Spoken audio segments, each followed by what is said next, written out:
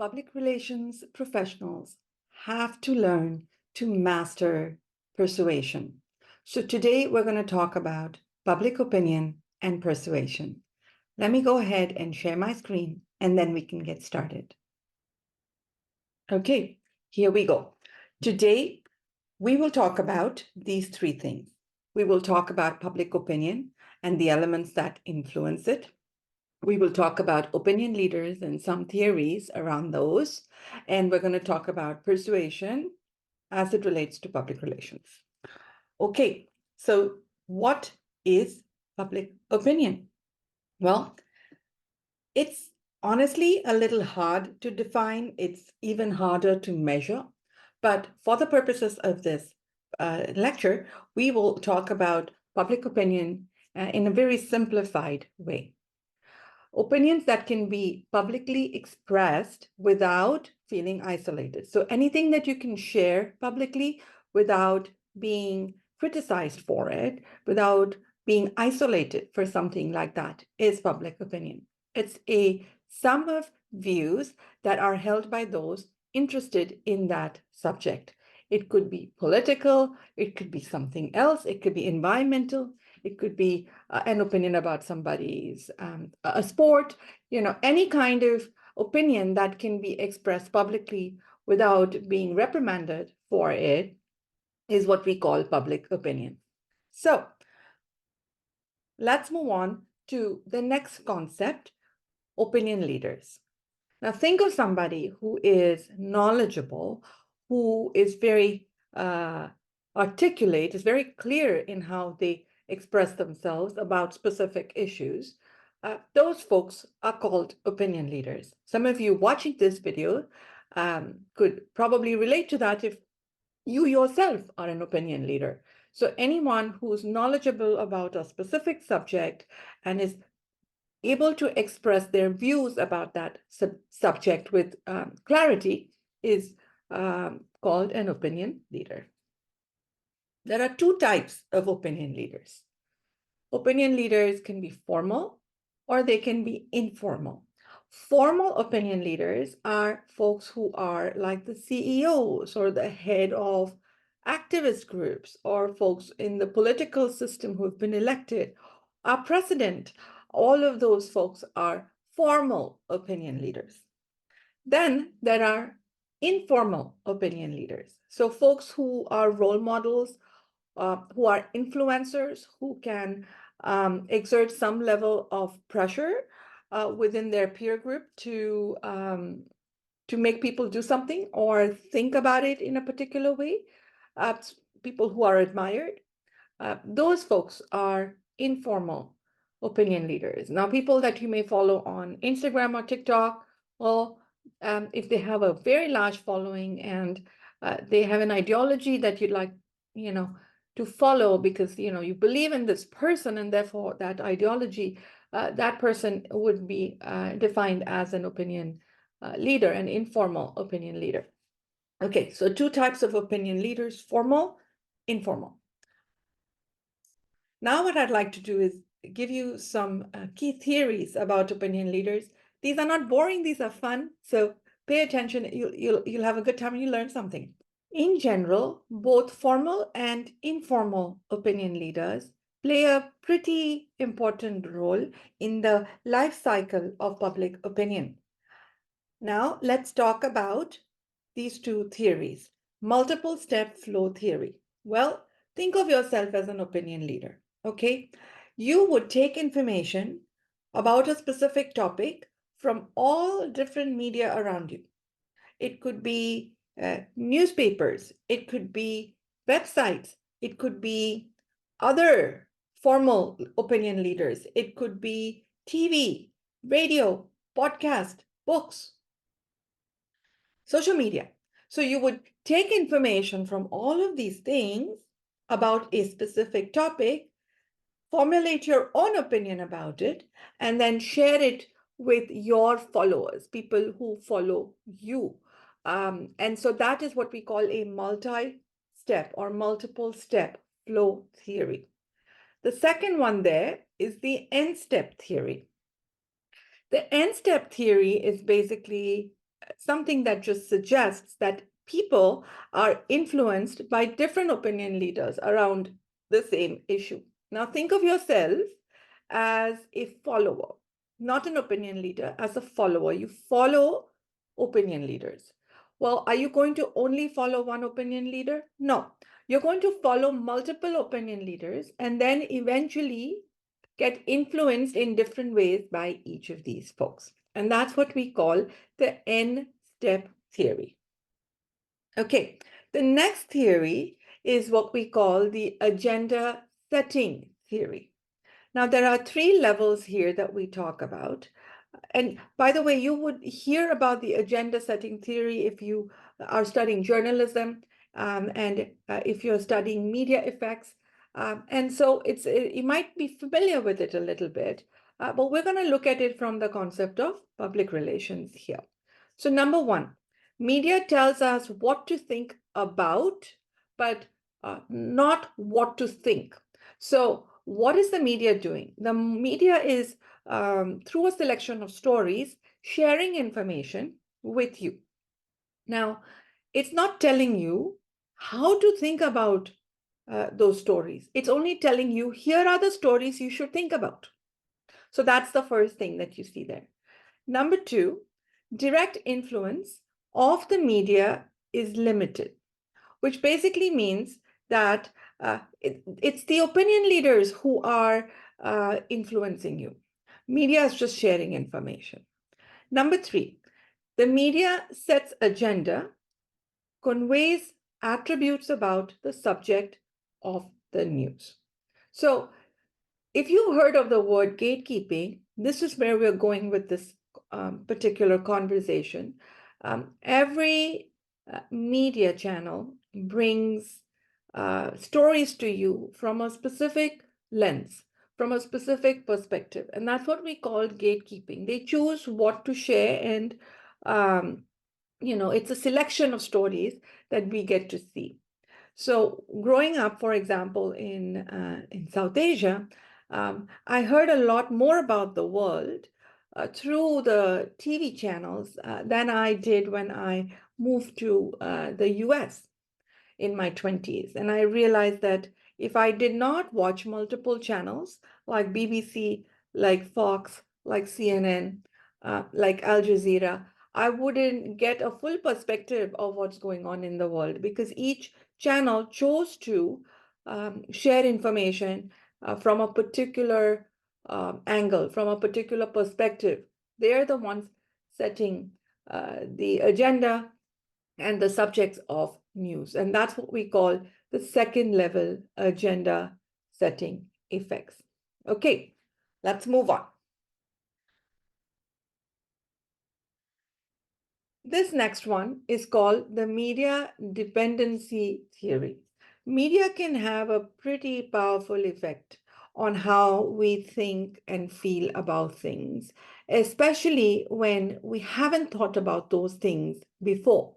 So if there is some kind of a crisis situation where we are to blindfold, follow what a media channel is saying, we are more likely to do that when we feel helpless, out of control, or completely clueless about what's going on. So consider when we were dealing with the COVID crisis, whatever the TV channel spokespeople told us, we were just kind of really strongly paying attention to that and listening it, because we didn't know how else to deal with it, and we were completely dependent on the news that we were getting. So media is powerful, and this is what a media dependency theory is all about.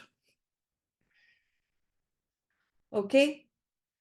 The next one here is called the framing theory. Again, if you're a journalism major or interested in, in story writing, this is something that you may have heard about. So how something is presented to the audience influences the choices that people make about how to process that information. Okay. So if I present something in a very positive light, you may process that information more positively. And if there is a political candidate who is sharing information about the work that they're doing, they will not talk about the work that they failed at. They're going to talk about the work that they've succeeded at. And as a public relations professional, that's exactly what you would be expected to do, to showcase that candidate in a positive way so that people are more likely to vote for that candidate. Okay, so that is, you're framing issues, you're framing conversations by downplaying things that are not so good and highlighting things that are great. So that's what that framing theory is all about. All right, moving on to conflict theory. Well, we know what a conflict is. I actually enjoy conflict and negotiation so much that when I was younger, I took a bunch of classes in conflict negotiation and culture, and I find that fascinating. So what is a conflict? Conflict is basically a situation in which two or more people or groups um, disagree on certain issues. Okay, so conflict is not necessarily bad.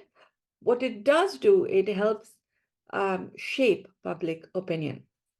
So it does that because people start to have more conversations about what they disagree on, and which tends to be a very constructive process. It tends to be a very productive process where when people talk about things they disagree on, they also come up with things that they agree on, and it brings them to some kind of resolution. So for us as PR professionals, we tend to find ways to get to that resolution. And sometimes you may have to deal with some level of conflict and negotiation to get there, which is not a bad thing at all. Okay, let's move on to the next conversation, and that is persuasion and public relations. We do need to master, like I said in the beginning of this video, we do need to master the basic principles of persuasion. Edward Bernays, calls it the engineering of consent to create a favorable opinion. We've got to find a way to bring people together to agree on something. If you've ever taken a speech class before, you would have studied how to create more persuasive speeches. There are so many different kinds of models and speech structures that may have used to find a way to bring people together to agree on something. And it's no different from public relations, a very strong components of communication here. Okay, so how do we use persuasion in public relations? Well, there are three different ways. There could be more, but these are three main ways that you could use persuasion in PR. Number one, if people are very hostile against something, right? Maybe that you're a client, your company, they totally screwed up, and now you are trying to persuade people to care again about that product, and it's not always easy, or that person, and it's not always easy. But, instead of having them completely hate you, you try to stabilize where they are at. That group is so hard to persuade that it's the most challenging thing to do. But sometimes you just want to do damage control, right? And so that's what that first thing means. The second one is creating positive opinions. And this is a pretty big job and a very important one for public relations professionals. It's called what we know in PR as perception management or reputation management. So yes, you've got to stabilize the the hate, if there is that, like try to bring people towards hating you less. But you need to find ways to create positivity around your brand. So you would do lots of different things, from campaigns to bringing on people who are famous, who people love, and hopefully through that love, they will start to like your brand. You do good things for society, like CSR work, corporate social responsibility work. You give back, you create that positive image, you help with social causes, things like that to create a positive opinion. You get really good reviews, from people who have used your product or service and like it.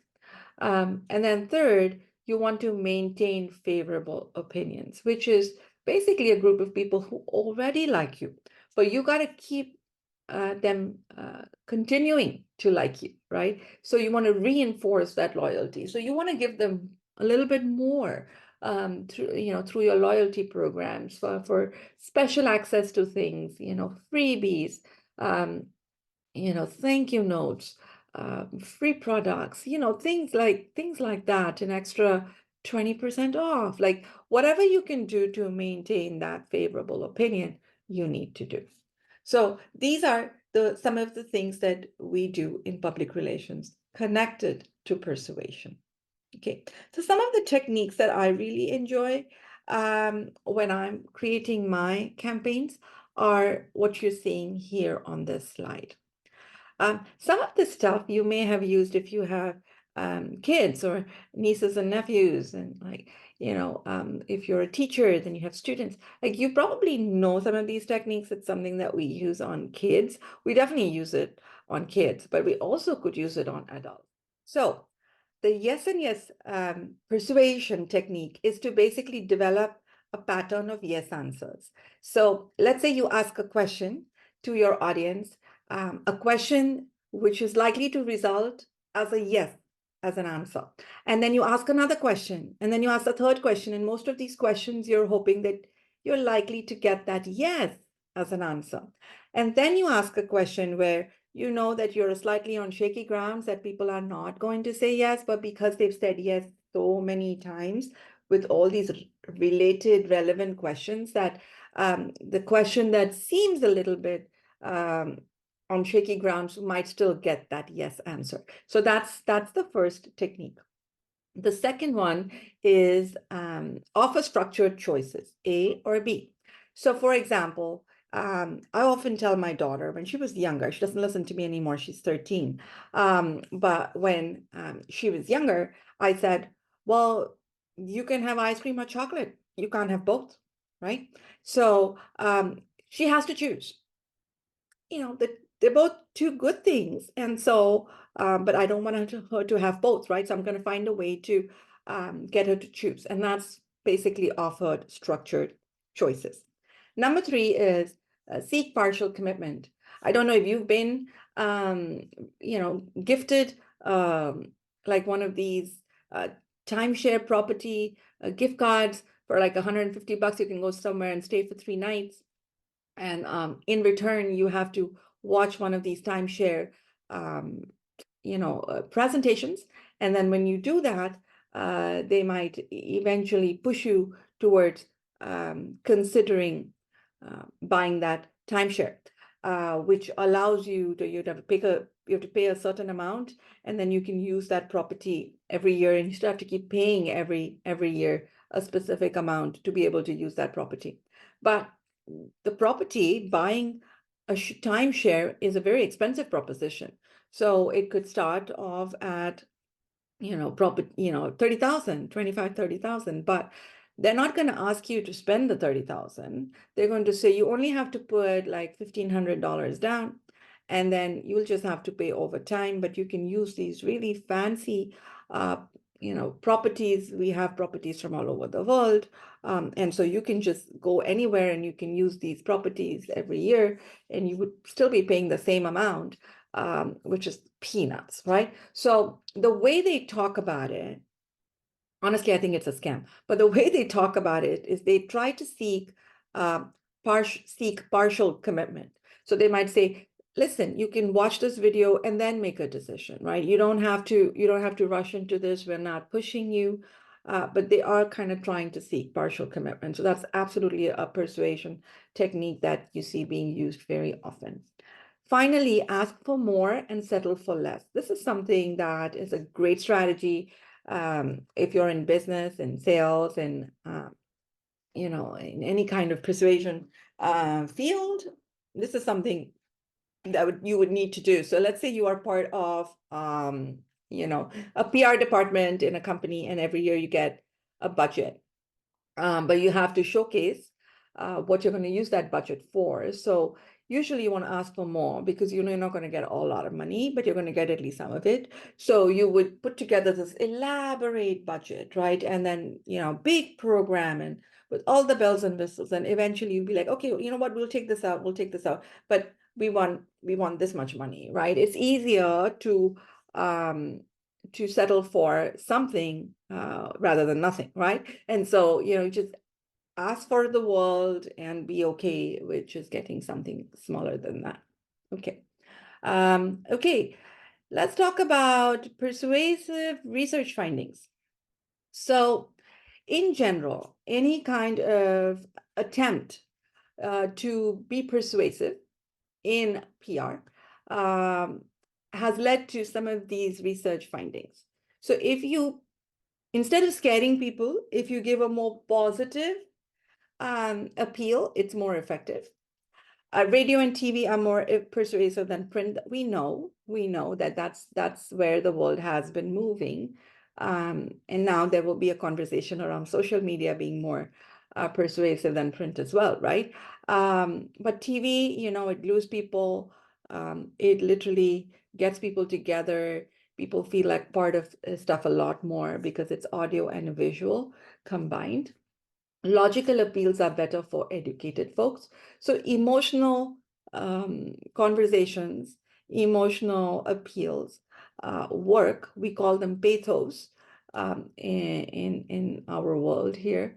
But logos or logical appeals definitely work for folks who are a little more educated. They're looking for facts, they're looking for statistics, they're looking for numbers, they're looking for data.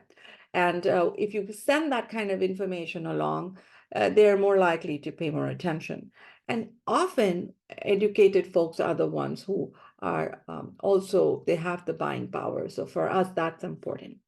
Finally, an exciting spokesperson is a great idea. So when somebody is talking and they're putting you to sleep, versus somebody is talking and getting you excited, I mean, we know this is a no-brainer. You know what to choose. And so when you put on that PR hat, think about who are you bringing on board to appeal to all of these people, all of these customers. Often somebody who's exciting, who's funny, who is dramatic, who's informs and yet entertains. Those are the kinds of people that we tend to pick for any kind of persuasive work that we may do in public relations.